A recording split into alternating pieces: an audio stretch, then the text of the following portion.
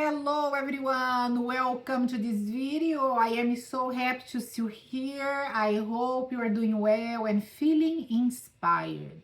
So the topic for today is unlocking your potential for wonderful relationships. And I felt inspired to create this video because of a post, because of a question somebody posted on the comments, right? So this person asked me to create a video talking about how to use the Ho'oponopono process to move on from a breakup and attract a soulmate for marriage, right? Now, first of all, thank you for posting this question because this is going to give us the opportunity to think about this subject, which is very important, right? The video for today is not going to be only about romantic relationships. We are going to speak a little bit also about friendships and business partnership, right? Now, the ideas that I'm going to share with you guys, it can be expanded for all sorts of relationships. Now, this question that this person posted for us has two elements, right? First of all, how to move on from a breakup. And secondly, how to attract a soulmate, right, for marriage. So there are two questions in here.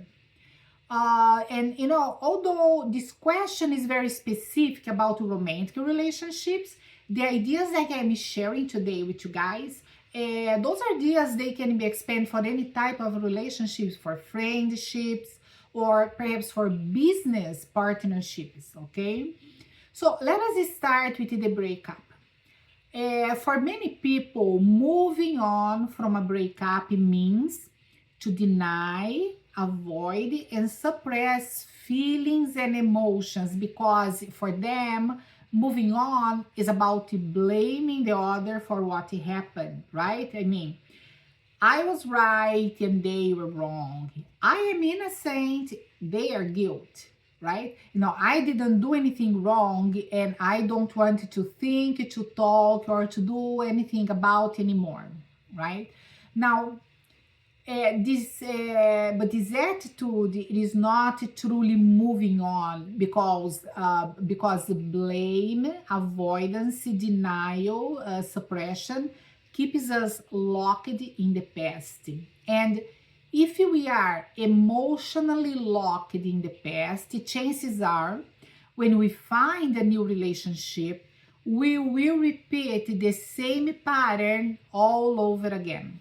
So the new partner will be different, but the patterns and the problems that we had before, they will be the same in the new relationship. And this goes for romantic partners, friends, or business partnerships, right? And of course, this is not what we want, right? When we move on, moving on should mean we get to a new situation, to a better situation, right? More harmonious, more prosperous, something that brings us more happiness. By the way, are you enjoying this content? If you are, please remember to like and subscribe. You can help me to grow this channel so more people can have access to this information. Thank you so much for your help. So, how to move on from a breakup in the right way? Because of course there is a right way to do that, right? So there is only one way to move on from any type of breakup, and this is by doing exactly the opposite of what we normally do, right? So generally speaking, for most of us, after a breakup, we want to blame the other, right? And we try to avoid and deny the situation, and we suppress our emotions because we are in pain. We are in so much pain and discomfort, and generally speaking, this is what happens. Most of us, once in a while, we go through these phases, this type of behavior. Now, the right way to move on from a breakup, it is to do exactly the opposite of that, right? Which is we do not blame, but rather we take responsibility for our part on this equation, right? We do not avoid, but rather we face and we confront the ugliness of the situation, because sometimes it gets very ugly and it is painful. And we do not deny what happened, right? We accept the reality, say, yes, it happened, and you know what? I am hurt, right? And of course, we do not suppress all of our negative emotions, our anger, fear, disappointment, and so on. And we allow our emotions to speak, because, yes, I am angry, and then we feel the anger. I am hurt, and we feel the hurt, right? Now, can the Ho'oponopono process help us to move on in the right way? Yes, absolutely. That's precisely what practicing the Ho'oponopono can help us with, to do this in the right way, right? So let us start with the most important element we have to work with in order to move on in the right way. And the element is blaming. So when we blaming the other for a breakup, romantic or not, any type of breakup, we are naturally in a state of avoidance, denial, and suppression. Suppression. So when we blame the other, we are avoiding to take responsibility for our part in this relationship, right? We are denying that we have responsibility, and chances are we are suppressing a lot of feelings of disapproval we have subconsciously against ourselves, right? Because we feel so bad about what happened that we don't want to face that, right? We are in pain. So that's why blaming the other is the worst we can do. It is always the worst we can do. And taking responsibility for our part is the best we can do, right? And in the case of breakups, romantic, friendship, or business-wise, our ego will trick us in any way it can. So the ego is gonna tell us that, oh, all the wrong things that the other person did or the other people did against us, and how they are the problem, right? And this is a trap. When we fall into this is a trap. So in any type of a relationship, both partners have equal responsibility, right? So let's think about romantic relationships, for example. So our ego can tell us, oh, well, but I was in a relationship with a narcissist. See, they are the problem because they are the narcissistic problem. They are the ones who did all these wrong things against me.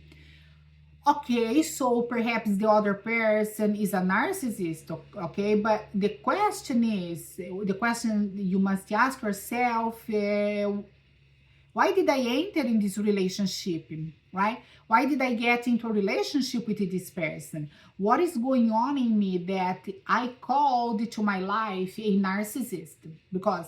Or a dishonest person, right? Because they might be narcissists, but why am I having this person in my life, right? So I also have a responsibility on that. So in this case, we forget about the other and we focus in ourselves only, right? Even if you were in a relationship with somebody who was highly problematic, abusive, narcissistic, whatever the case is in this relationship, forget about the other, redirect your attention towards yourself, right? So you clean yourself. You can clean with the Ho'oponopono, and I like to use the 4 phrases: dewdrop and ice bloom, right? So redirect your focus and your attention back to yourself, because that is all what you can do, right? So you can clean in you the memories that caused you to be in a harmonious relationship with anybody, any type of relationship, romantic or not. Then you can clean as well the memories that you share with this ex-partner, with this ex-friend, or this business person you had in your life. Now, every time that your ego directs you to blame the other, you have to redirect your attention back to yourself, right? Every time this thought comes in your mind, oh, but they did this against me, they are like this, they are like that. So you bring your attention back into yourself, because It doesn't matter how horrible your partner was, but rather what is truly important is that for you is to know why. Why do you got yourself into this relationship? Why did you stay in this relationship for whatever time it was, the relationship, right? And the why has to do with your mental programming, right? Your self-image, your self-love, so you can clean on these memories. Now, allow yourself to feel the disappointing feelings you have towards the other, but especially the feelings that you have towards yourself. Those are the most difficult, right? Because we don't like to feel that we did something wrong or that we failed. So those feelings can be very unpleasant. The same principle is applies, of course, for friendship and business partners as well. So when we blame the friend or the business partner for the breakup, we are naturally in a state of avoidance, denial, and suppression. We are not looking into ourselves, because blaming the other is the worst thing we can do, and taking responsibility for our part is the best we can do in any kind of relationship. Now let's move on to the soulmate question, right? So how to attract a soulmate, or how to attract wonderful friends and business partners. So let's start with the soulmate.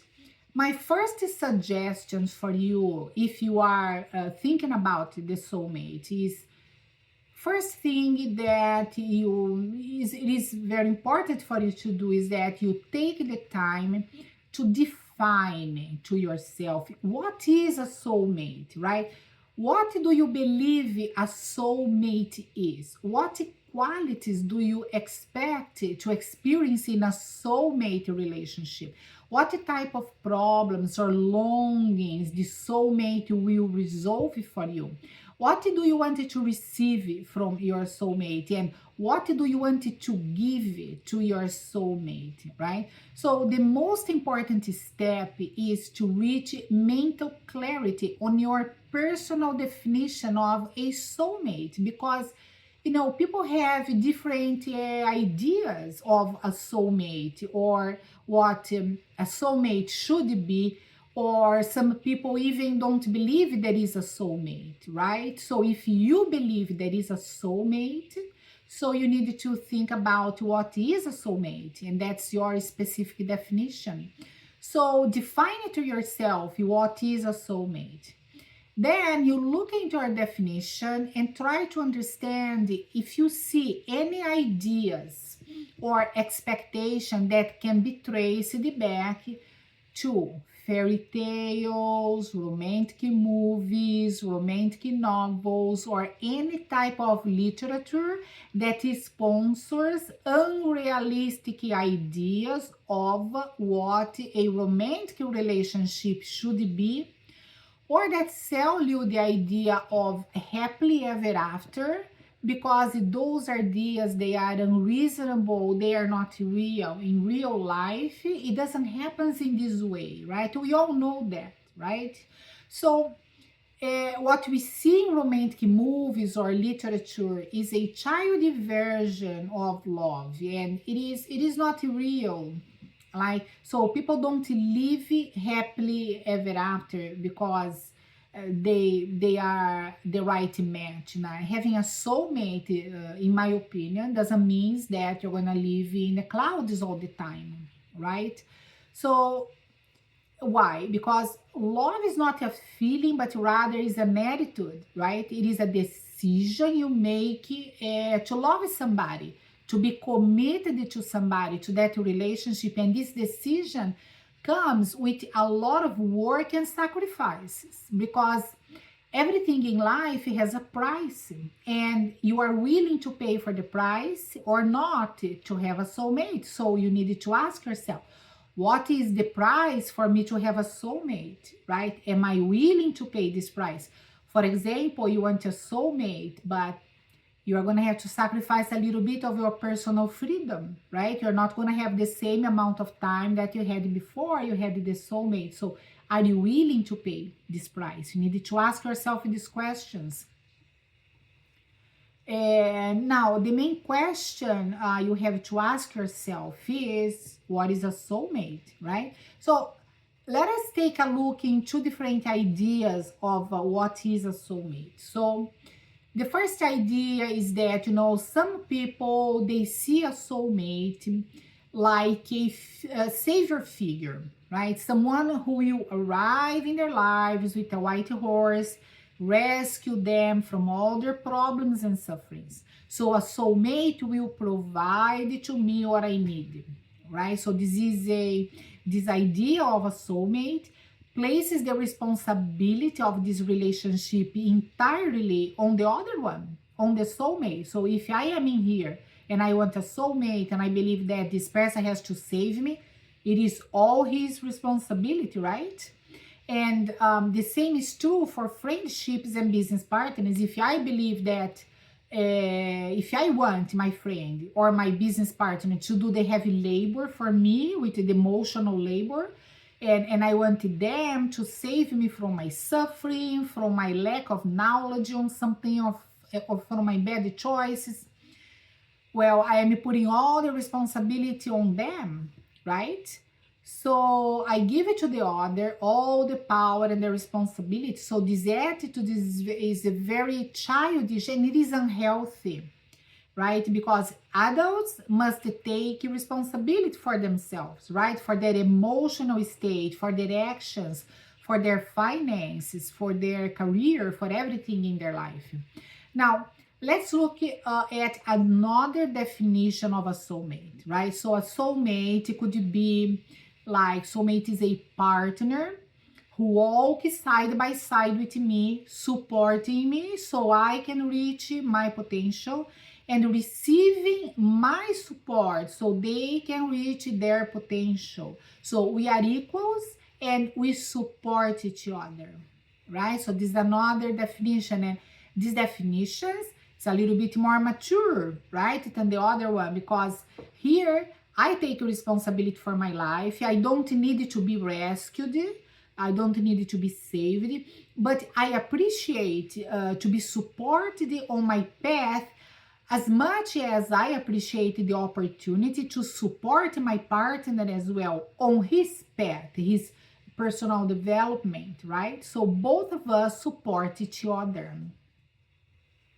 Now, those are two very different ideas of what is a soulmate, right? Those are just some ideas. Now, you must define what is your idea. What do you believe a soulmate is, right? And as you can see, the same ideas, they can be applied to friendships and business partners as well. So friends and business partners should be equals, right? Working together, and not one person trying to save the other or taking more responsibility than the other, but those kind of relationships are between equals, friends, romantic partners, business partners, right? So what is a soulmate for you, right? And what is a best friend looks like for you? What is a best friend? And what do you expect from your business partner, right? So, you can post these comments below. Let me know what you think a soulmate is, or even if you believe there is a soulmate. Okay, so I hope you enjoyed this video. Thanks for watching, and aloha, and until the next one. Thank you.